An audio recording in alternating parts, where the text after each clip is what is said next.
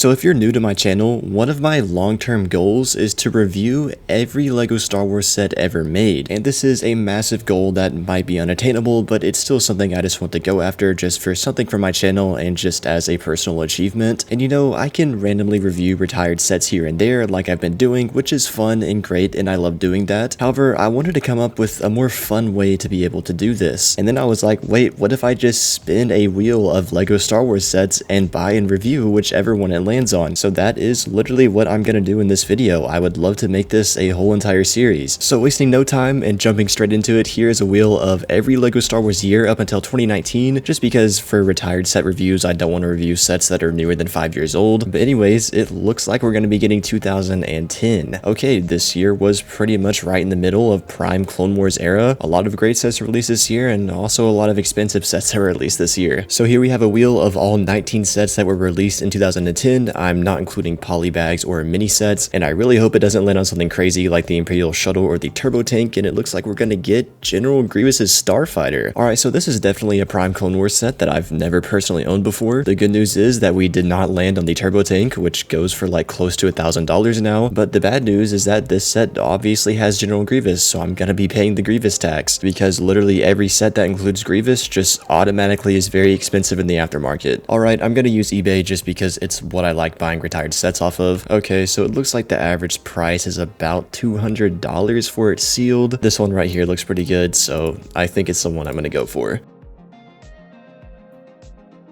So it just got here, and this thing is not packaged very well at all. I think it's literally just paper and tape wrapped around the actual LEGO box itself, but maybe it's not too damaged, we'll have to see.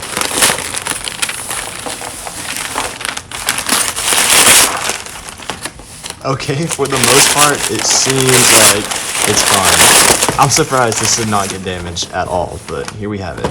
Today we're going to be taking a look at 8095 General Grievous's Starfighter. This set was released all the way back in 2010 with 454 pieces and a retail price of $50 US. Now this set is based specifically off the Clone Wars episode where they go to General Grievous's lair, hence the minifigure lineup of EVA-4, Nadar Veb, and of course General Grievous. And since this set was released back in 2010, it of course has that beautiful Captain Rex box art that we all know and love. Anyways though, taking a look at the back of the box, there's a lot of stuff going on back here. On the left, you're going to have some pictures of some other sets released in 2010 alongside this one, and then on the right, you're going to have some pictures of the set's play features and functionalities. But now actually opening up the box and digging in, on the inside, you're going to find 4 numbered bags, as well as a very large instruction manual and a small sticker sheet with only 4 stickers on it. And taking a look at the instruction manual for nostalgic purposes, on the inside, you just jump straight into your building process, but the real good stuff is in the very back, where you're going to find these awesome pictures, almost like poster-like pictures of some of the sets from 2010, like the Arc 170 on the left and the Turbo Tank on the right. This art looks absolutely awesome, and if posters exist of these 2 pictures, I would love to get them. The first figure we have up here is EVA-4D, and I believe this is the only set this character has came in, and he looks pretty interesting. This is a pretty wacky looking droid. As you can see, he's actually got a sticker on his face, which is kind of strange. I've never seen a sticker on what's technically supposed to be a minifigure before. He's also got some tools to hold in his hands, as well as these big pieces on the back that actually are functional. You can move them around if you want to. Now, one thing you might notice is that I have him sitting on this plate, and that's because he literally cannot stand up on his own without studs. The weight of the tools on his back just make him fall over. I've never really seen a minifigure that can't stand up on a hard surface on its own before. Anyways though, next up here we have Nadar Veb, the guy that Grievous literally murks in the episode that this set is based off of. But as you can see, he's a very basic looking figure with just some torso printing on the front and some back printing on the back. There's no leg printing, but this was 2010, so it was kind of like prime era for minifigures to just have blank legs, so it's kind of excusable. His Mon Calamarian head looks pretty good though, and was definitely impressive for the time period. Here it is compared to the most recent one we've gotten, which definitely looks a lot better, but for 2010, this one looked pretty good. And then last, but certainly not least, of course, we have General Grievous himself. And unlike the other 2 figures in this set, for 2010, this figure is very impressive and way ahead of its time, in my opinion. He's of course got his multiple lightsabers lightsabers that you can pose in different ways and it looks awesome. And he technically doesn't have any printing anywhere besides his head, but there's still great detailing all around on the front and the back. And speaking of his head print, you can very clearly tell that this is based off of the Clone Wars Grievous just by looking at this face print. I'm in no way saying it looks bad, but those big eyes do really scream Clone Wars. On the side here, you can see that he's also got these big shoulder pads as well as tan on his arms, and he's got pretty detailed legs and feet as well. Again, for 2010, in my opinion, this Grievous was very impressive and definitely a step up from the 2005 version. But despite how good Grievous is, I do feel like for $50, especially in 2010, 3 minifigures is kind of lacking for this set. Kit Fisto was in production at this time because he came in the ARC 170, so he very easily could have been thrown into this set, and maybe just like a plain Phase 1 clone trooper, because there were a lot of them in this episode that went into Grievous's fortress. But just having these 3 minifigures honestly doesn't feel like it was quite worth the money back in 2010. But now moving on to the actual builds themselves, starting off with Grievous's little chair and gun rack area. As you can see, there's clips to hold all 4 of his lightsabers, as well as a little blaster on the side, and if I'm correct, this is supposed to be a nod to Nadar Veb's death.